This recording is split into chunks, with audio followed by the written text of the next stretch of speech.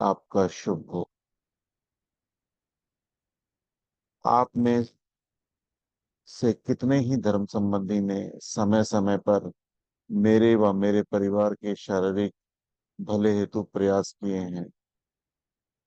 खाना खिलाने, व्यायाम, योग की और मेरा ध्यान फेरने, रोग मुक्ति के लिए अपनी राय देने एवं मंगल कामना करने आदि के द्वारा आप मेरे शरीर भरे में सेवाकारी प्रमाणित होते हैं। आपने ऐसे शुभ चिंतक धर्म संबंधियों के लिए कृतज्ञ भाव से मैं चाहता हूं कि आपका व आपके परिवार का भी स्वास्थ्य ठीक रहे। आपका शुभ हो। आप में से कितने ही धर्म संबंधी ने समय समय पर मेरे व मेरे परिवार के मानसिक भले हेतु भी प्रयास किए हैं। उच्च से उच्च शिक्षा प्राप्त करने हेतु प्रेरणा देने, समय समय पर हित इतवार कर को रहा तेरे को है, क्लियर हो गया, उत्साह और पढ़ो देने तो एवं मंगल कामनाओं के द्वारा मेरे व मेरे परिवार की मानसिक उन्नति में सहायक प्रमाणित हुए हैं। अपने ऐसे हित चिंतक धर्म संबंधियों के लिए कृतज्ञ भाव से मैं चाहता हूं कि आपका व आपके परिवार का मानसिक विकास हो। आपका शुभ हो। आप में से कितने ही धर्म संबंधियों ने समय समय पर मेरे आर्थिक विकास में भी मदद की है। मेरे कष्ट व परेशानी के समय आप धन से भी मदद करने से पीछे नहीं हटे हैं। अपने ऐसे हमदर्द धर्म संबंधियों के लिए मैं कृतज्ञ भाव से चाहता हूँ कि आपकी और अधिक आर्थिक उन्नति हो। आपका शुभ हो। आप में से कितने ही धर्म संबंधी ने मेरे परिवार के आत्मिक विकास में अपना योगदान दिया है। अपने लेखों, अपनी सभाओं, भजनों के गान, हितकर बातचीत, मेलजोल तथा अपनी मंगल कामनाओं के द्वारा आपने जो मेरे आपने जो मेरा हित साधन किया है। उच्च भावों के विकास व नीच भावों से मोक्ष में आपसे जो सहायता मिली है, उसके लिए आपका आभार प्रकट करने हेतु मेरे पास शब्द नहीं है।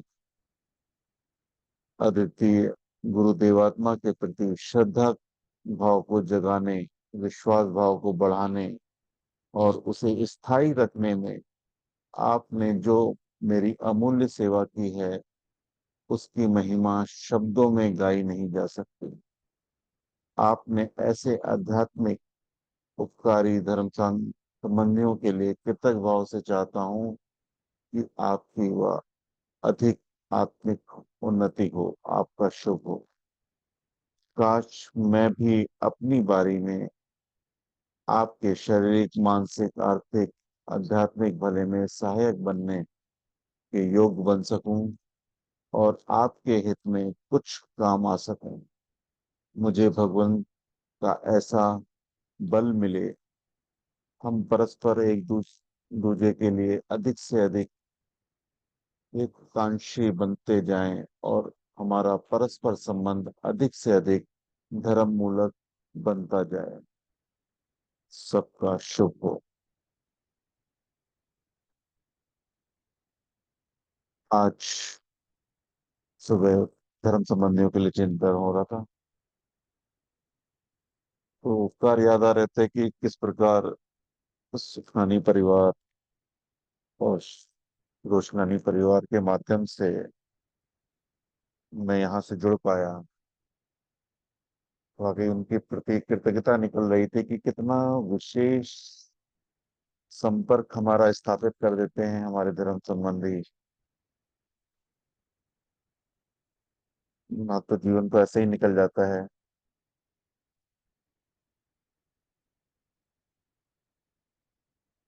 वो पल, जिन पल में सन 2002 की बात है कि तो सूरत में शिविर होने वाला था, उस समय ये विषय आया था। माता पिता के माध्यम से इन विषयों को हमने जाना, क्योंकि माता पिता वहां गए थे सूरत में, मैं मेरे जाना नहीं हो पाया था। धीरे धीरे साधनों के माध्यम से उस विषय की और गहराई को जान पाए हूँ। और ऐसा मेरे साथ ही नहीं, सभी के साथ यही घटनाक्रम होता है। कोई ना कोई धर्म संबंधी भगवान की उस बात को हम तक पहुंचाता है, और जब हम उससे सुनने और समझने के लिए तैयार होते हैं तो हम जुड़ पाते हैं। वो जुड़ना इतना महत्वपूर्ण होता है कि हमारा जीवन को एक नई दिशा मिल जाए।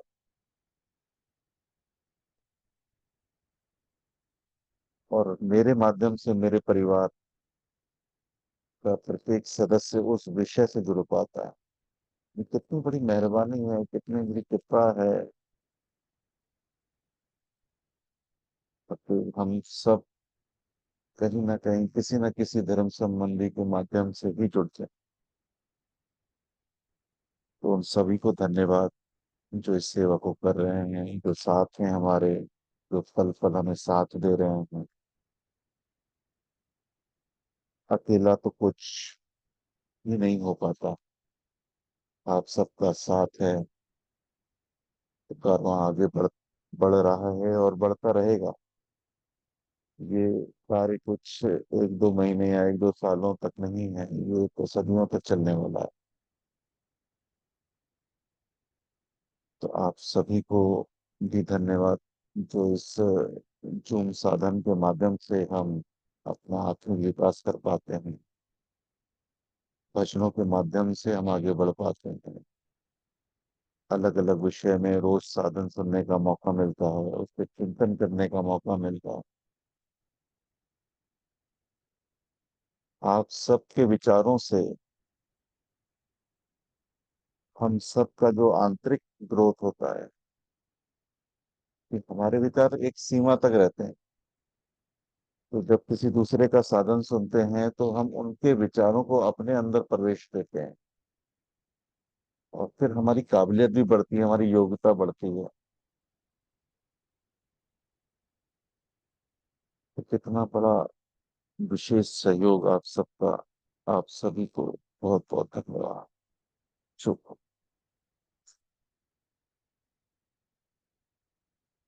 आज के विषय को हम चलते हैं। जैसा कि आज गुरुवार है, चिंतन सत्र का है। तो उससे पहले एक देववाणी पढ़ते हैं हम, जो कि जुलाई पत्रिका में आएगी। मैं इसका स्क्रीन भी शेयर करता हूँ।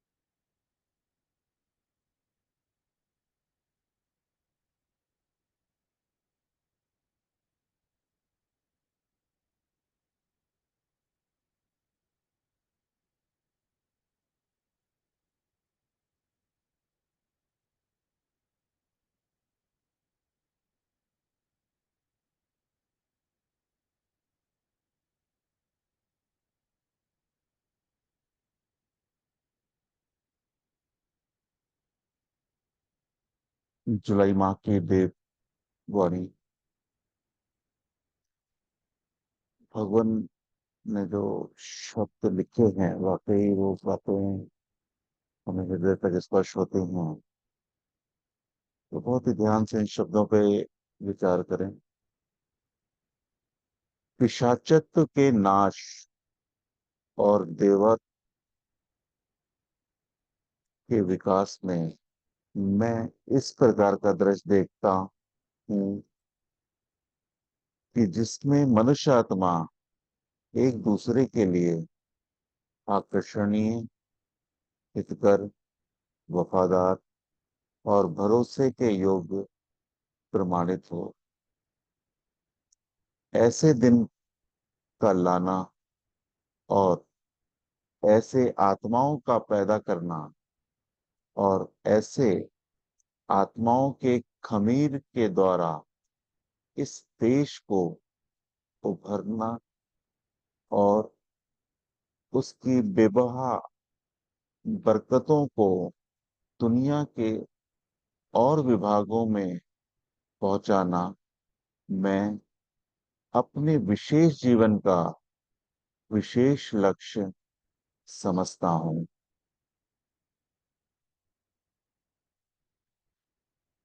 ये चंद लाइनें भगवान के जो लक्ष्य को प्रदर्शित करती हैं कि कितना बड़ा लक्ष्य भगवान सोच रहे थे। उनकी जो शुरुआत हुई थी अपनी आत्मा से लेकर कैसे पूरे विश्व की आत्माओं में उस ज्ञान को बताना और उनके जीवन को जीवंत करना, जिससे कि प्रत्येक प्रत्येक मनुष्य और प्रत्येक देश उन बातों से अपना विकास कर सके। वाकई बहुत ही विशेष लक्ष्य भगवान का। आगे बढ़ते हैं।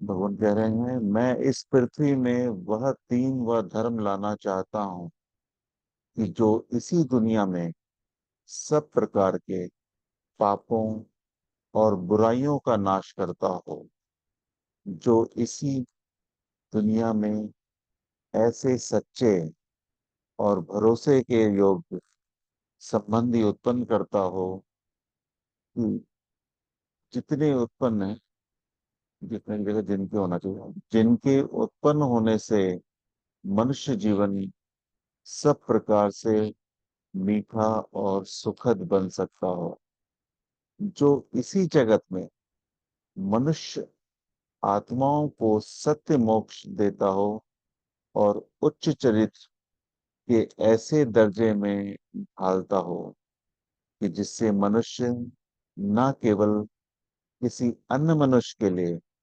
किंतु प्रत्येक ऐसे जीवनधारी के लिए कि उससे उसका शुभ संबंध हो, पूर्णता हितकर संबंधी प्रमाणित हो।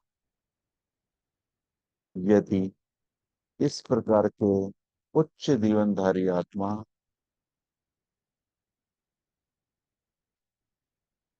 विकसित हों और उनके जीवन के द्वारा इस प्रकार का खमीर उत्पन्न हो, तो उससे जहां मेरा मिशन पूरा होगा, वहां मेरा यह मिशन दुनिया में अपनी विशेषता भी प्रमाणित करेगा।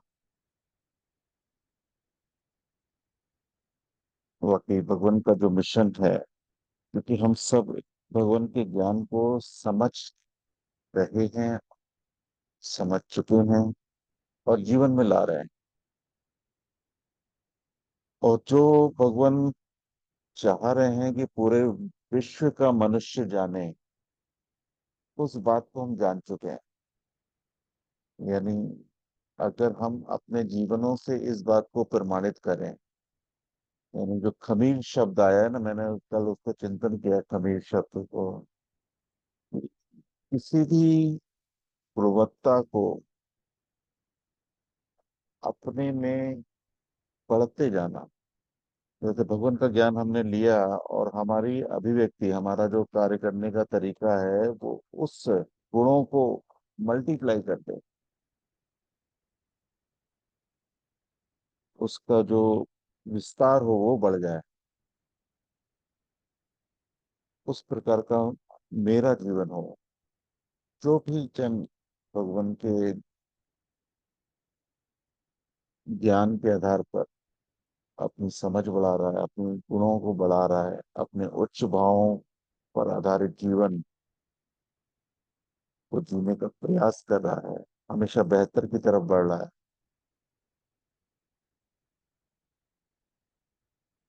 हम सब भगवान के इस मिशन में इसी रूप से सहयोगी हो सकते हैं।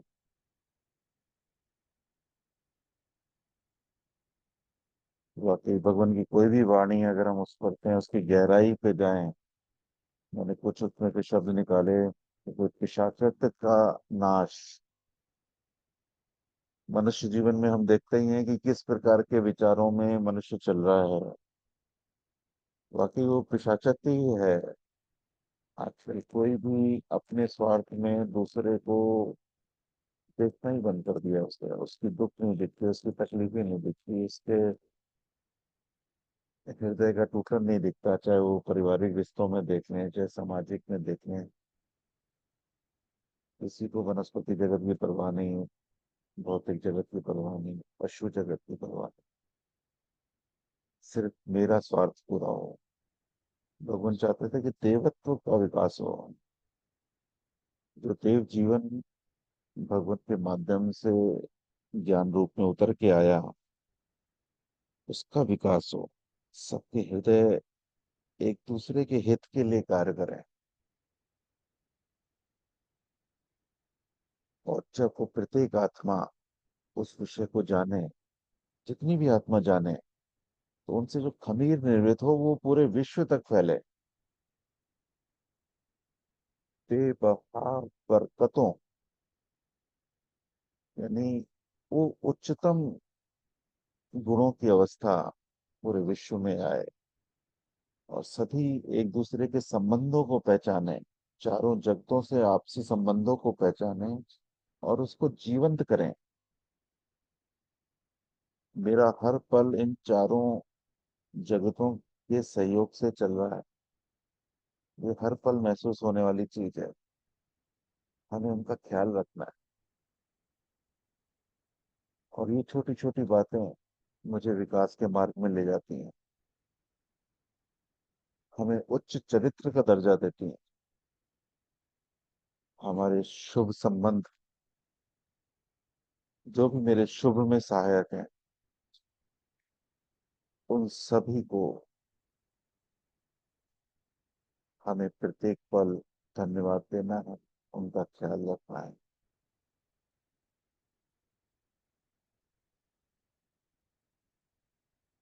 चलिए, देववाणी से आगे बढ़ते हैं। जैसी दृष्टि वैसी सृष्टि। परसों के दिन रेणु बहन जी ने इस पे साधन करवाया था, और इसके अंत में एक प्रश्न निकल के आया था। प्रश्न क्या था अर्पित जी?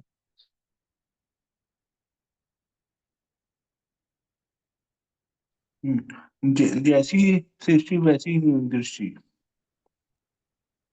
एक तो हमने ये जाना था कि जैसी दृष्टि वैसी सृष्टि, यानी हम अगर सकारात्मक सोच पे चलते हैं तो घटनाएं कोई भी हो, उससे हमें उसके जो पॉजिटिव पक्ष हैं उस दिशा में सोचना है। उससे क्या सीखने को मिला वो देखना है।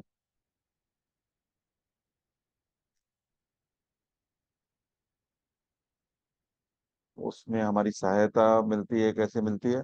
एक तो पुस्तकों के माध्यम से और साधनों के माध्यम से, हम जितना अपने को सकारात्मक करना चाहते हैं उस दिशा में हमें बल मिलता है। उसकी जरूरत हम महसूस करते हैं कि जब हम सकारात्मक रहते हैं तो हम ज्यादा खुशी रह पाते हैं। हमारा जो हृदय है, हृदय की अवस्था है, हैप्पीनेस में रहती है, खुशी में रहती है। इसलिए हमें नकारात्मक नहीं होना है। उसमें हमारे साधन मदद करते हैं, हमें रोज सकारात्मक बनाए रखते हैं। कहीं भी किसी परिवार में जब बैठना होता है तो वहां से कुछ प्रश्न निकल के आते हैं। वो प्रश्न ये सिखाते हैं कि उस व्यक्ति के अंदर कितनी नकारात्मकता है, और वो भी छोटी छोटी घटनाओं। कोई परिवार के सदस्य की बात सही नहीं लगती, या उसको अपनी सामाजिक स्थिति या आर्थिक स्थिति या शारीरिक स्थिति कहीं भी कमजोरी महसूस होती है, तो वो नकारात्मक हो जाता है। और वही दुख उसे और ज्यादा इस जीवन के प्रति नकारात्मकता पैदा करता है। तो इन साधनों से, इन पुस्तकों से हमें समझ में आता है कि हमें सकारात्मक रहना है। पहली बात तो ये। फिर उसके बाद जो श्रीमान जी ने सूत्र लिखे हैं, उसमें पहला सूत्र लिखा था गुण चिंतन का। यानी अगर हमें किसी संबंधी के, परिवार का संबंधी हो सकता है, समाज का हो सकता है, कोई मित्र हो सकता है, कोई ऑफिस का साथी हो सकता है, तो जिसके कारण हम निगेटिविटी में आते हैं, जैसे ही उसकी शक्ल दिखती है ना, उससे हम निगेटिव आते हैं। तो पहले तो उस जरूरत को समझना है कि हमें सकारात्मक रहना है।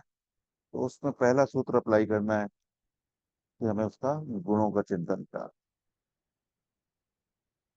और जैसे हम उसको करते हैं तो स्वाभाविक रूप से हम उसके नकारात्मक चीजें जो दिख रही हैं, वो दिखना बंद हो जाती हैं। और फिर दूसरा सूत्र श्रीमान जी ने बताया था कि उपकार स्मरण। हमें अपने अहंकार को कम करने के लिए, क्योंकि अधिकतर क्या होता है, हमारा दुख कारण हमारा अहंकार होता है। तो पहले तो हमें चारों जगतों के उपकारों को महसूस करना है कि मेरा जो अहंकार बन रहा है कि मैं ही सब कुछ हूँ, उसमें कितना बड़ा सहयोग चारों जगतों का है। कि अगर उनका सहयोग ना होता तो आज जो भी मेरी अवस्था है, जिसके कारण मेरा अहंकार डेवलप हो रहा है, वो नहीं होगा। और जैसे ही वो अहंकार हमारा सॉफ्ट होता है, कम होता है, तो हम शुक्रगुजारी महसूस कर पाते हैं और उनको धन्यवाद कर पाते हैं। तो ये तो हमें अपनी दृष्टि बदलने के लिए एक राह मिली थी, जिससे हम अपने को सकारात्मक कर सकते हैं। और फिर दूसरा जो चिंतन निकल के आया था कि जैसी सृष्टि वैसी दृष्टि। अब सृष्टि को ले लें तो ये कुदरत, और भगवान की शिक्षा में हमें मालूम पड़ा है कुदरत नियमों पर आधारित है। कुदरत नियमों पर आधारित है, और उन नियमों को समझकर, सारे नियमों को समझकर मैं अपनी दृष्टि निर्मित करता हूँ। यानी मेरे देखने का नजरिया नियमों पे आधारित होता है, तो भी मेरा जीवन सहज होता है। कि मेरा हर काम कुदरत के नियमों के अधीन है, और उन्हें समझकर मुझे अपने विचारों को, अपने कर्मों को देखना है, और उसी आधार पे अपने जीवन को आगे बढ़ाना है। हमारे सारे दुख का कारण अगर हम चिंतन करेंगे, तो हमने किसी न किसी नियम को तोड़ा है।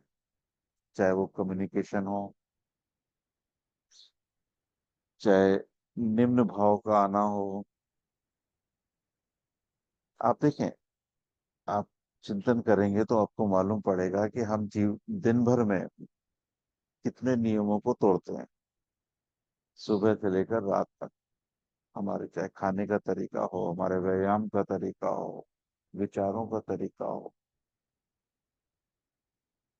तो उस बात को अगर हम समझ जाते हैं कि हमें नियमों को नहीं तोड़ना, तो आप अपने जीवन को और बेहतर पाएंगे। तो उसी आधार पे कह सकते हैं कि जैसी सृष्टि वैसी दृष्टि। यानी सृष्टि नियमों पे आधारित है, इसलिए मेरा देखने का नजरिया, मेरे सोचने का नजरिया हर कुछ नियमों पर आधारित रहे। तो ऐसा ये चिंतन हो पाए इस बात में। इस पे किसी का कोई प्रश्न या कोई बातचीत करना चाहे तो।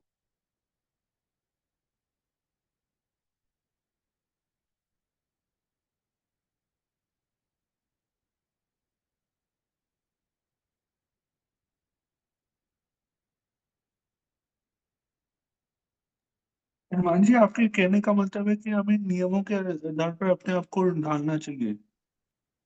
हाँ, मनुष्य एक्चुअली नेचर का हिस्सा है। जब नेचर का हिस्सा है तो स्वाभाविक है उसका जीवन नियमों पे आधारित होना चाहिए। और अगर मेरे से कोई नाराज हो रहा है या कोई मेरे से प्रभावित हो रहा है, तो वो मैं यहाँ पे नियम पे चल रहा हूँ या नहीं चल रहा हूँ, इन दो चीजों पे वो प्रभावित हो सकता है। वो गलत प्रभाव पड़ रहा है, यानी मैं कहीं ना कहीं नियमों से नहीं चल रहा हूँ। तो अपने को चेक करना है। अगर लगता है कि मैं सही हूँ, तो बस ठीक है, यस, मेरे को नियमों पे आधार पे अपने जीवन को चलना है। कि जैसे कि भगवान ने बताया ना, 16 संबंध में हमें किन नियमों को पालना है। और किन चीजों को नहीं करना है, किन को करना है। भगवान ने बहुत अच्छे नियम लिख दिए हमें। अब हमें उनको पढ़ना है और समझना है कि इसमें से कौन सा नियम मेरे से टूट रहा है। और आप पाएंगे भगवान ने जो निचोड़ लिखा हुआ है उस पे हम पाएंगे कि हमने उस नियम पे ध्यान नहीं दिया। जो नहीं करना है उसको कर रहे हैं, और जो करना है उसे नहीं कर रहे हैं। तो भगवान ने हम लोग के लिए तो बहुत सहज कर दिया है। बस वो ज्ञान और बोध वाली अवस्था है ना, वो उसमें है गैप। तो ज्ञान तो है, रहता है, लेकिन कहीं ना कहीं हमारा अहंकार उस चीज को एक्सेप्ट नहीं करता। वो अहंकार तो ये जो दूसरा सूत्र था उसके आधार पे जाएगा कि मेरा हर पल किसी न किसी मेहरबानियों की बदौलत है, उपकारों के बदौलत है। इसलिए मेरे को अहंकार ही नहीं होना जिससे मैं नियमों पे चल पाऊं। हमें देखिए क्षमा मांगने में कितनी कष्ट कष्ट होता है। कोई ऐसा बंदा जो जिसके प्रति मेरे नेगेटिव भाव आते हैं, और मैं दूसरे दिन जाके बोलता हूँ कि आपके विषय में ऐसा नकारात्मक सोचता था, मेरे को क्षमा करिए। उसको मैंने जबकि बोला नहीं कुछ, ये मेरे आंतरिक हृदय की अवस्था थी, लेकिन मैंने फिर भी उससे क्षमा मांगी। तो ये क्षमा मांगना भी एक नियम है कि मैं अपनी गलतियां महसूस करता हूँ। तो हम बुद्धिजीवी है ना, पशु इस चीज को नहीं सोच सकता। हम बुद्धिजीवी हैं, इसलिए हमारे में वो कुशलता आनी चाहिए जो मेरी आत्मिक अवस्था को निरंतर बढ़ाए। बात पकड़ पा रहे हैं अर्पित जी? जी श्रीमान जी। जरूरी है हमें इस प्रकार के प्रश्न पूछना, क्योंकि अटक जाते हैं हम कभी कभी किसी चीज की सहमति या असहमति भी हो। अगर मेरी किसी बात से असहमति हो तो भी हम डिस्कस कर सकते हैं। ये मेरा चिंतन है, यानी मेरा जैसा दायरा है या बुद्धि की सोच है, जैसी योग्यता है, उस आधार पे कोई बात निकल के आती है, यानी वो सत्य ही रहेगी। उस पर हम आगे बढ़ जाए ऐसा नहीं, उस पर हमें चिंतन करना है, विचार करना है। अगर सहमति है तो आगे बढ़ना है, नहीं सहमति तो डिस्कस करना है।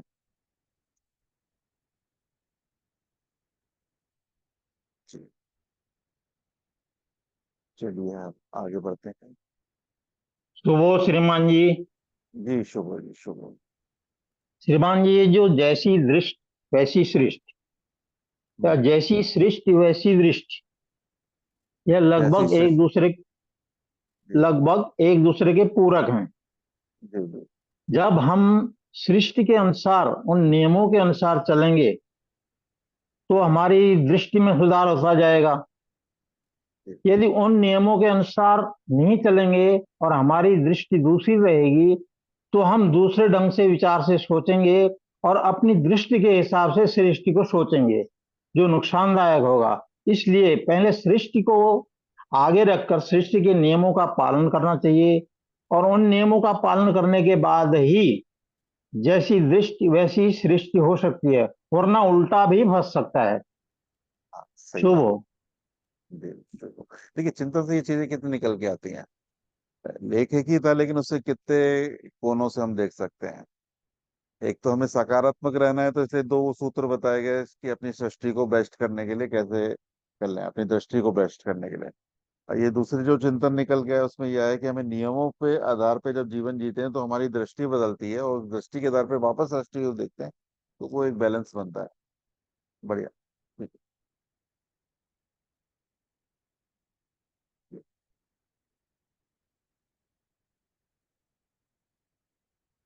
ये पत्रिका में अगला लेख है, आत्मनिर्भरता जरूरी है। इसका कोई भी लेख, हम लोग पत्रिका आती है ना, तो मेरे को ऐसे ही चिंतन आया कि हम लोग पत्रिका घर में तो आती है, कई बार उसको देखना नहीं होता, तो सुबह के साधनों में हम पत्रिका के लेखों पे भी डिस्कशन किया करें। जैसे कि वो हमारे लिए एक पत्रिका आते ही रिपीटेशन भी हो जाता है, और एक बेस्ट चीज सामने आ पाती है। तो आत्मनिर्भरता भी जरूरी है, इसको पढ़ते हैं एक बार। हमें बाहरी दुनिया से नहीं, बल्कि अपने भीतर से भी शक्ति प्राप्त करनी होती है। अकेले रहकर भी हम खुश रह सकते हैं, अगर हम अपनी इच्छाओं को समझें और जीवन में संतुलन बनाए रखें। बहुत ही गहरी लाइन है। अकेले रहकर भी खुश रह सकते हैं अगर हम अपनी इच्छाओं को समझें और जीवन में संतुलन बनाए रखें। आत्मनिर्भरता का मतलब केवल आर्थिक स्वतंत्रता नहीं, बल्कि मानसिक और भावात्मक स्वतंत्रता भी है। यह स्वतंत्रता हमें अपनी सोच और कार्यों में स्पष्ट और दिशा देती है, स्पष्टता और दिशा देती है।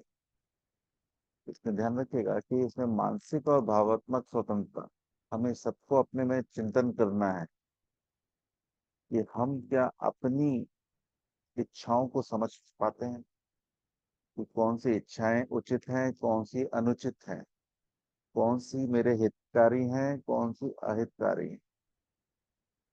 यहाँ जीवन का संतुलन बनाना है। आगे बढ़ते हैं।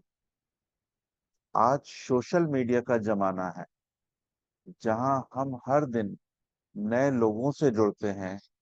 इसमें शामिल होता है हमारा परिवार, दोस्त, मित्र के साथ कई अनजाने चेहरे।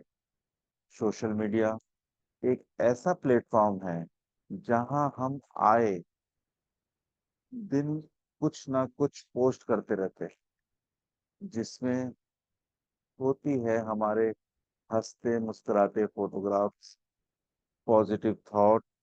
लेकिन जो आपने वहां पोस्ट किया है, क्या वह वाकई में सच है?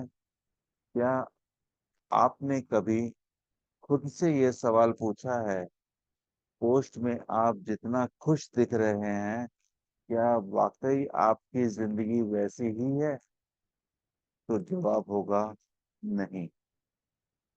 फॉलोअर्स की संख्या देखकर हम गर्व महसूस करते हैं, कहते हैं कि हमारे पास इतने फॉलोअर्स हैं। लेकिन क्या उनके साथ अपना सुख दुख बांट सकते हैं? क्या वे हमारे सच्चे मित्र की तरह खड़े हैं? अक्सर वह सब आपसी दुनिया तक ही सीमित रहता है। इस दुनिया में सवाल उठता है, क्या हम अकेले खुश रह सकते हैं? दरअसल बाहरी दुनिया की चमक दमक और समाज के मापदंडों के अनुसरण करते हुए हम अक्सर अपनी असली इच्छाओं और खुशियों को नजरअंदाज कर देते हैं। यही कारण है कि कभी न कभी हमारे जीवन में क्या सवाल आता है, क्या मैं सच में खुश हूँ?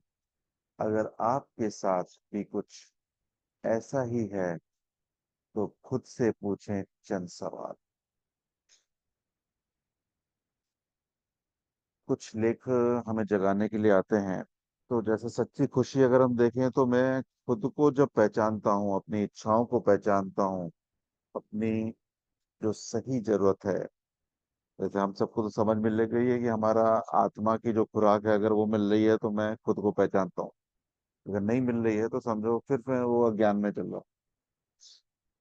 और फिर जब मैं खुद को जानता हूँ, अपने आत्मा को तृप्त करने के लिए जी रहा हूँ, अपने उच्च भावों को आगे बढ़ाने के लिए जी रहा हूँ, तो फिर मेरा दूसरा स्टेप होता है मेरे परिवार के सदस्य।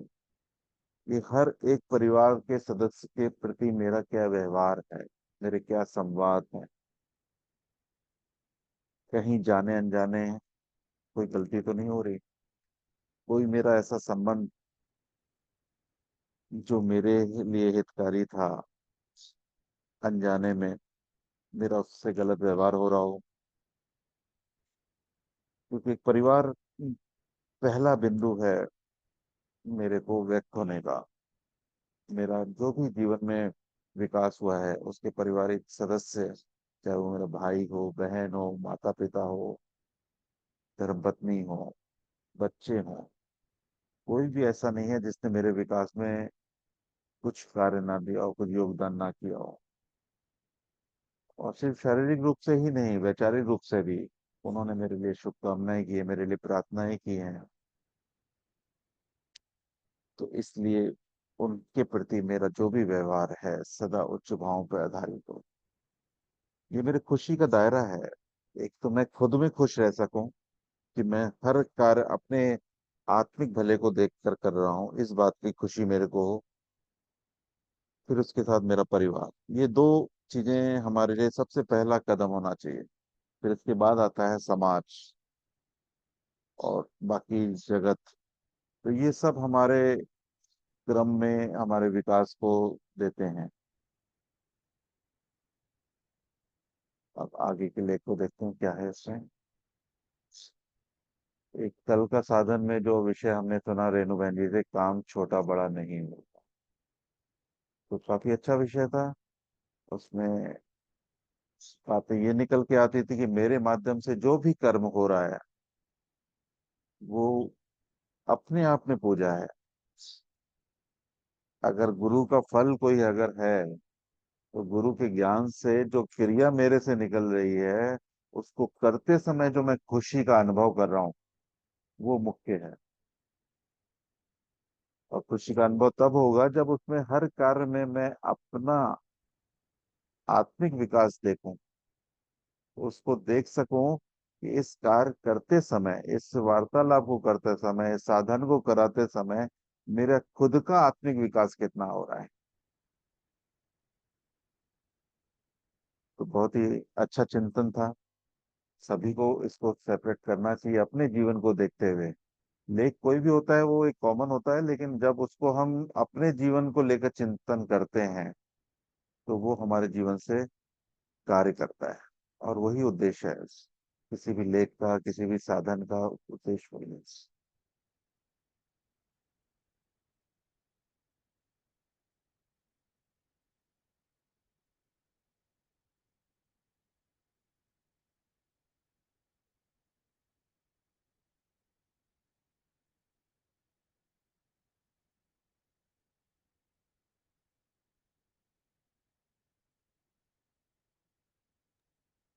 हनुमान जी आवाज नहीं आ रही है। जी अभी मैं साइलेंट में था। जी। अब एक ये अगला लेख है इसमें, वायरलेस विपदा। वाकई आज के वक्त में ये बहुत बड़ी उलझन है जिसने हमारे रिश्तों को दूर कर दिया है। आप देखेंगे कि परिवार में जब भी हम बैठे हैं तो अधिकतर मोबाइल हमारे हाथों में रहता है। और सभी का मतलब ऐसा हमारे घर में भी रहता है। लेकिन हमारा प्रयास किस दिशा में रहना चाहिए, हमारी समझदारी किस दिशा में रहनी चाहिए। कल ही एक न्यूज़ पढ़ रहा था कि जब एआई आया है तो नए युग में जो बच्चों का जो मानसिक विकास है वो उसमें रुकावट बनने वाला है। बन ही रहा है, बल्कि आजकल बच्चों का होमवर्क जो हो रहा है ना वो एआई के माध्यम से हो रहा है। तो सोचिए जो मनुष्य को मस्तिष्क मिला है, बिना कार्य के वो क्या विकास कर पाएगा। एआई के डिपेंड हो जाने से हर सवाल का जवाब वो जो खुद लाता था, अपने विचारों से लाता था, अपने भावों से लाता था, वो अब एआई से ला रहा है। तो उसकी खुद की कुशलता किस आधार पर रहेगी। तो इसको पढ़ते हैं। एक जमाना था जब फोन तारों से बंधे होते थे। दीवार पर लगे टेलीफोन की घंटी बजी तो पूरे घर को पता चलता था कि किसी का फोन आया है। बातचीत सीमित थी, समय, स्थान और प्रसंग के हिसाब से। आपको ध्यान होगा एक मिनटों का पैसा लगता था, तो हम लोग बहुत शॉर्टकट में बात करते थे कि 2 मिनट में काम हो जाए, 3 मिनट में काम हो जाए। और जब समय भी देखते थे, घड़ी भी चलती थी, तो ये लोग स्टॉप क्लॉक रख देते थे फोन के बाजू में कि फोन आया और स्टॉप क्लॉक चालू कर दिया कि मालूम पड़ा कि ऐसा ना हो बिल लंबा आ जाए। लेकिन उस समय इंसान कहीं ज्यादा आजाद था। बातचीत खत्म होते ही व्यक्ति फिर अपनी दुनिया में लौट कर आता था। परिवार, किताबें, सैर और संवाद। ये 4 लाइनें देखिएगा, चार चार शब्द। परिवार, किताबें, सैर, संवाद। ये आज है क्या हमारे पास? ये कहीं गुम हो गया है। अब समय बदल चुका है। फोन अब जेब में है, हाथ में है, तकिए के नीचे है। तार तो गायब हो गए, लेकिन इंसान एक अदृश्य डोर से बंध गया है।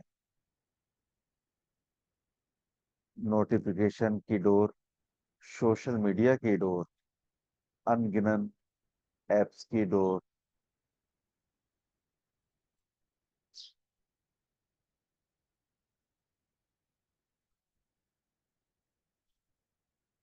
अब इंसान 24 घंटे ऑनलाइन है, लेकिन असल जीवन से ऑफलाइन होता जा रहा है। तकनीक ने जहां सुविधाएं दी हैं, उससे कहीं ज्यादा चैन भी छीनी है। पहले बिजी टोन होती थी, अब डिस्टरबेंस स्थायी हो गया है।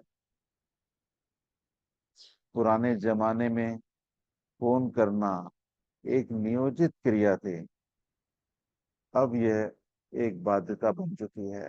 हर समय उपलब्ध रहना, जवाब देना, प्रक्रिया देना।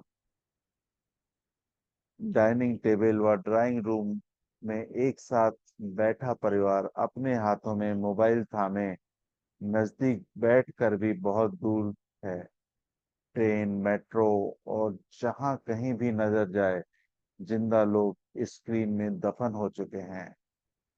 बहुत गहरे शब्द लिखते हैं, उस पर चिंतन करना है कि वाकई हम भी क्या ऐसा हो गए हैं। बड़े बूढ़ों से लेकर जवान और छोटे बच्चे तक कहीं खो चुके हैं। आदमी है भी और नहीं भी।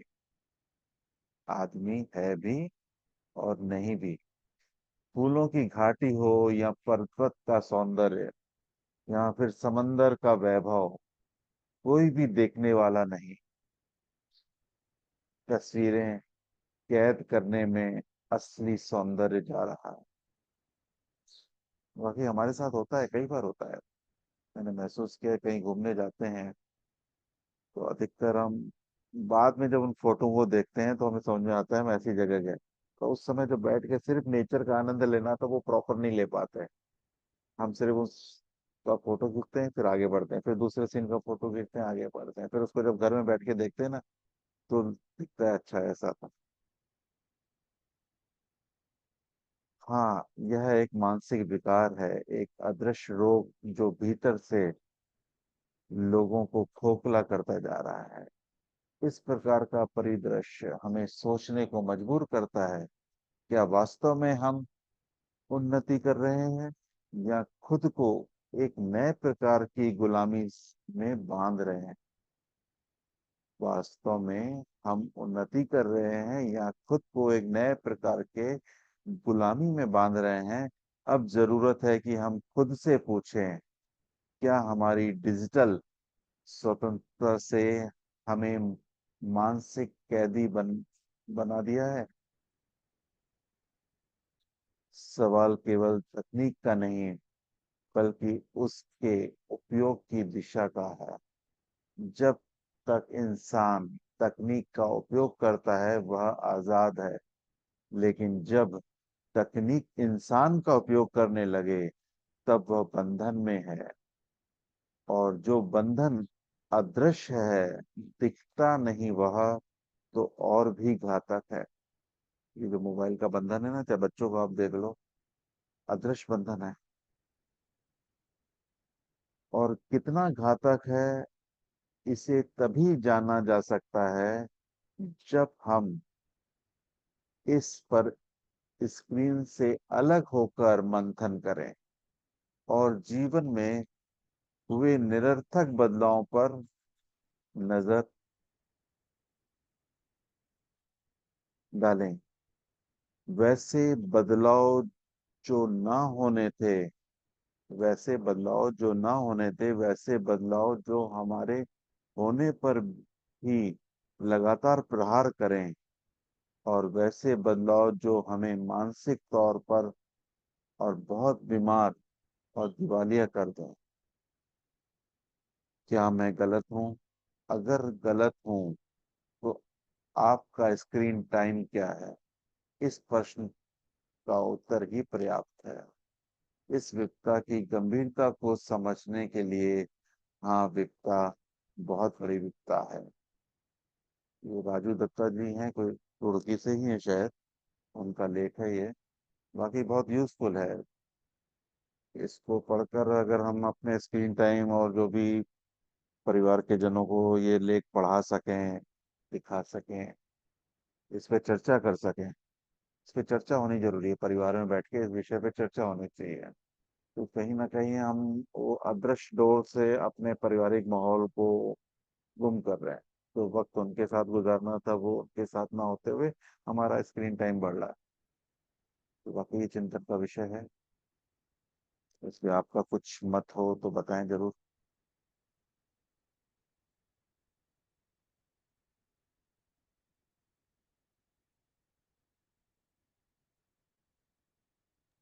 श्रीमान जी, मैं कुछ कहूँ?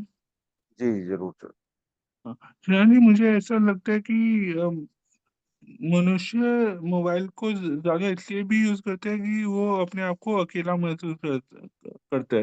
अगर उसके साथ कोई बातचीत करने वाला मिल जाए तो शायद से मोबाइल का यूज कम हो जाए, मेरा ऐसा विचार है।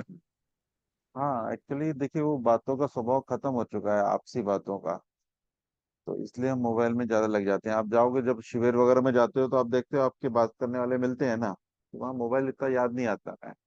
हमें आपस चर्चा अच्छी लगती है, फिर इस धर्म संबंधी से बार बार मिले हैं। ऐसे ही घर में भी उस टाइप का माहौल बनाना है कि कुछ पलों को एक नियम बना लेना है कि कितने समय में मोबाइल का इस्तेमाल करना है, किस समय मोबाइल नहीं इस्तेमाल करना।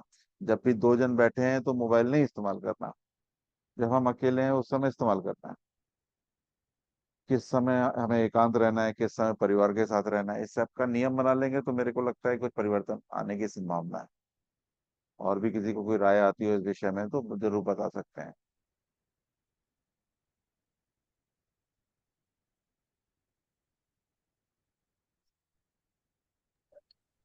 शुभ हो श्रीमान जी।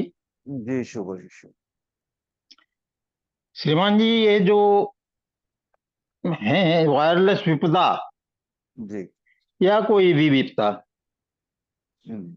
या दृष्टि सृष्टि का जो बात बताई आपने, जी जी। इन सब के लिए जीवन विज्ञान में जब हम गए थे तो आपके माध्यम से एक बहुत बड़ी चीज बताई गई थी, विवेक।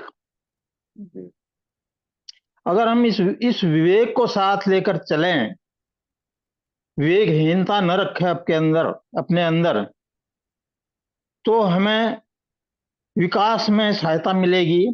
अगर विवेक खो जाते हैं तो आजकल इतना ज्यादा चल रहा है ये कहीं भी सोशल मीडिया में कि विवेक अगर साथ नहीं है तो विनाश लगभग निश्चित है। उन्हीं बातें होती हैं, वही बातें चलती हैं, वही आपस में बात जी। करते हैं और उसी में खोए रहते हैं।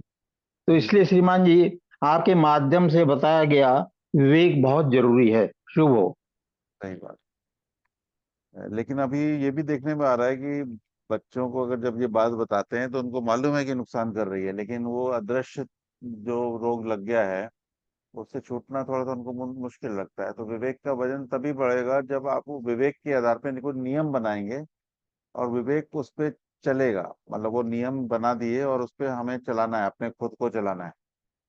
नियम तो विवेक ही बनाएगा, लेकिन बिना नियम बनाए, उसको बिना कहीं ऐसा नोट करे कि मेरे से ये हुआ कि नहीं हुआ। यानी एक पेपर में आपको सोचना है कि ऐसे परिवार का नियम बना लिया, बैठ लिए परिवार वाले और एक साथ सब सर्व सहमति से कि किस समय हमें मोबाइल का इस्तेमाल करना है, किस समय नहीं करना। ये छोटी सी चीज है मोबाइल वाले कि हम परिवार में वक्त नहीं गुजार रहे हैं आपस में बातचीत में। तो उसमें भी नियम बना के विवेक के माध्यम से ही बनेंगे नियम, और फिर उसके आधार पर जीना है। तो उससे वजन मिल जाता है कि हाँ भैया, मैंने जो नियम बनाया उसका लाभ हमें मिल रहा है। चलिए बढ़िया।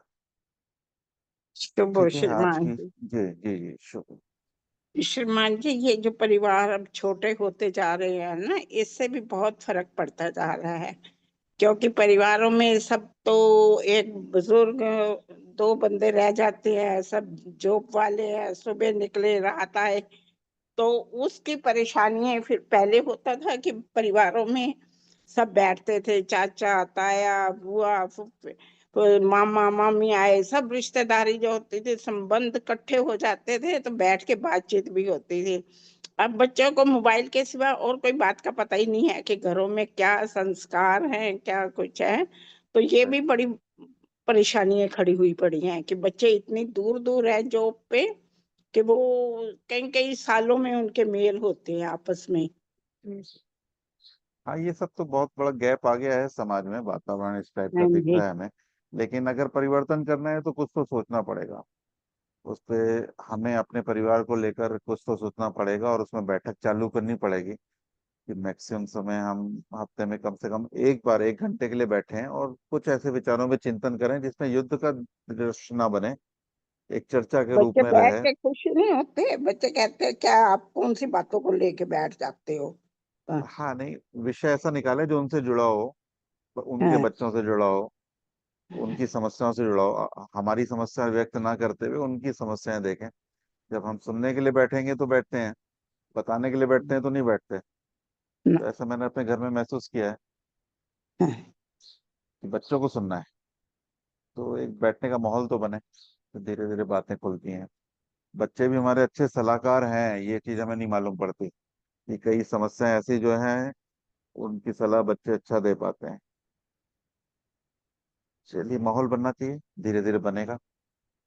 आज का समय पूर्ण हुआ है, उसको पूर्ण करते हैं। श्रीमान जी, आगे का शुभ हो। शुभ हो, शुभ हो श्रीमान जी। शुभ हो, शुभ हो, शुभ हो, शुभ हो, शुभ हो। कृपया माइक बंद कर लें शारदा जी। आप राजेश जी, धन्यवाद। शुभ हो। तो बहुत बहुत सम्मान के योग प्यारे जन साथियों, आज की चर्चा जो बहुत सुंदर रही। ये जुलाई पत्रकारी है और जो पत्रिकाएं हैं उनको पढ़ा करें, मनन किया करें। एक एक बात कितनी सूक्ष्मता से, कितनी सुंदरता से लिखी गई है, कितने अनुभव से लिखी गई हैं, कैसे भावों से लिखी गई हैं, ताकि हमारे अंदर कुछ परिवर्तन आए और नीच परिवर्तन हमारे अंदर से जाए। बड़े विद्वानों की ये बड़ी अनुभव से लिखी हुई बातें हैं। मुझे भी एक लेख लिखने का सौभाग्य मिला था, 2002 की पत्रिका में छपा था, क्या हम जिंदा हैं। अपने आप से प्रश्न किया करें, जिंदा होने के कुछ लक्षण होते हैं। जो ये तकनीक का सदुपयोग करना सीखें और तकनीक के हम दास हैं या उसके स्वामी हैं, ऐसे जैसे सुंदर प्रश्न उभर कर आए। हम उनके दास ना बने, उनको अपना दास बना के रखें, सच्चे सदब्दर रहें और भगवान देवात्मा के देह प्रभावों को अधिक से अधिक लाभ करके जो अति सुंदर, अति हितकर, अति कल्याणकारी, उच्च सुख प्रदान करने वाला जीवन है, उसको आत्मसात करने का, उसको प्राप्त करने का हम निरंतर प्रयास करें। तो मैं ज्यादा समय नहीं लेता, समय पहले ही बहुत हो गया है। बहुत बहुत धन्यवाद है। आज की चर्चा बहुत सुंदर रही। हम पत्रिका का अच्छी तरह अध्ययन किया करें।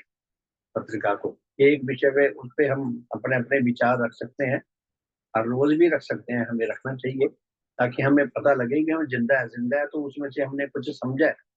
अगर जिंदा नहीं है तो पत्रिकाएं पढ़ी हैं, वो खुलती नहीं है, उन पर रैपर चढ़े रहते हैं, ऐसे देखा है मैंने। तो सबका शुभ हो, बहुत बहुत धन्यवाद। शुभकामना करके आज के साधन को विराम देंगे। हे परम पूजनीय सतदेव श्री देव गुरु भगवान, आप अद्वितीय धर्म जगत के, अद्वितीय धर्म भवन के अद्वितीय शिल्पी हैं। सतगुरु, आपने ऐसे धर्म भवन का निर्माण किया है जो नेचर की आत्मा है, विकास क्रम का मूल रूप है। आपके द्वारा निर्मित यह धर्म भवन समय के साथ साथ और सुदृढ़ और सशक्त और मजबूत होने के लिए है और सदा विजयी रहने के लिए है। भगवान, इस विश्व में जितने भी अधिकारी आत्मा है, जितने भी सच्चे धर्म जिज्ञासु आत्मा, यह धर्म भवन उन सबके लिए अति सुंदर, अति हितकर, अति कल्याणकारी, उच्च जीवन रस प्रदान करने वाला, उच्च खुशियां, उच्च प्रफुल्लता प्रदान करने वाला, हमारे धर्म मार्ग को ज्योतिर्मान करके हमें दिखाने वाला, उस धर्म मार्ग पर हम निरंतर चलते रह सकें, उसके लिए हमें आध्यात्मिक बल प्रदान करने वाला स्थायी आश्रय स्थल है। सतगुरु, आपने अपने इस धर्म भवन में, आपने अपने इस धर्म जगत में हमें प्रविष्टि प्रदान करके, हमें ग्रहण करके हमें बहुत अनुग्रहित किया है, हम पर बहुत कृपा की है, हम पर बहुत एहसान किया है। आपको जितना धन्यवाद दें उतना कम, आप पर जितना बलिहार जाए उतना कम है। सतगुरु आप धन्य है, आप धन्य, आप धन्य है, आप धन्य है। हे भगवान, आपका सब प्रकार से शुभ हो, सब प्रकार से हित हो, सब प्रकार से मंगल हो, सब प्रकार से कल्याण हो।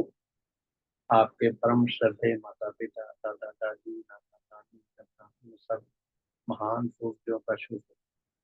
आपके सब वंशीजनों का, आपके सब संसारिक सभ्यों का, आपके सेवक सेविकाओं का, आपके श्रद्धावानों का, आपके अन्यायियों का,